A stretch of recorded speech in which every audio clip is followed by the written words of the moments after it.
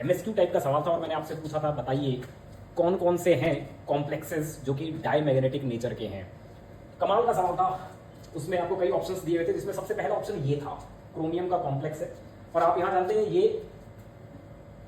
Peroxide की तरह behave करेगा, मतलब ये दोनों ही ऑक्सीजन एटम इंटरैक्ट करेंगे, ये परऑक्सो लिगेंड की तरह बिहेव करेगा और एक इसमें ऑक्सीडो लिगेंड होगा। और यहां से अगर आप इसे देखेंगे, इसकी ऑक्सीडेशन स्टेट निकालेंगे तो दोस्तों वो +6 आएगी और +6 में ये D0 सिस्टम है और आप एक्सपेक्ट कर रहे होंगे कि ये डायमैग्नेटिक होगा। लेकिन दोस्तों क्रोमेट की तरह, परमैंगनेट की तरह इसकी डायमैग्नेटिक ग्राउंड स्टेट होती है, लेकिन इसकी जो एक्साइटेड स्टेट है ना वो पैरामैग्नेटिक कंट्रीब्यूशन दे सकती है। तो इसमें होता ये है कि इसकी जो डायमैग्नेटिक ग्राउंड स्टेट है वो मिक्स कर जाती है, कपल कर जाती है एक्साइटेड स्टेट्स के साथ और ये स्मॉल पैरामैग्नेटिक ससेप्टिबिलिटी रखता है, तो फिर ये डायमैग्नेटिक नहीं हुआ, इट इज नॉट डायमैग्नेटिक, ये डायमैग्नेटिक नहीं है। ठीक उसी तरह से परमैंगनेट की तरह से, और जो मैंने टीआईपी का कॉन्सेप्ट पढ़ाया था आप वो वाली मेरी वीडियो देख सकते हैं, वहां से आपको पूरा समझ में आ जाएगा। तो ये डायमैग्नेटिक नहीं है। दूसरा ऑप्शन ये था, तो यहां पर आपको क्या लग रहा है, आपको लग रहा है कि यहां साइनाइड जो है ना ये स्ट्रॉन्ग फील्ड लिगेंड की तरह बिहेव करेगा और इलेक्ट्रॉनों की पेयरिंग करवा देगा, और अगर इलेक्ट्रॉनों की पेयरिंग करवा देता तो फिर चारों इलेक्ट्रॉन यहां पेयर हो जाते और ये भी डायमैग्नेटिक होता। लेकिन दोस्तों कमाल का केस है ये, साइनाइड यहां पर और मैंगनीज के साथ Cl4 ये दोनों मैंने करवाए और ये क्या है, ये दोनों ही साइनाइड इन सिस्टम्स के साथ वीक फील्ड लिगेंड की तरह बिहेव करते हैं और पेयरिंग नहीं करवा पाते। तो फिर ऐसे में यहां पर ये हाई स्पिन कॉम्प्लेक्स है और अगर ये हाई स्पिन कॉम्प्लेक्स होगा तो 4 अनपेयर इलेक्ट्रॉन होंगे और ऐसे में ये पैरामैग्नेटिक होगा, इट इज पैरामैग्नेटिक। तीसरे वाला जो था वो ये था, प्लूटोनियम था और प्लूटोनियम के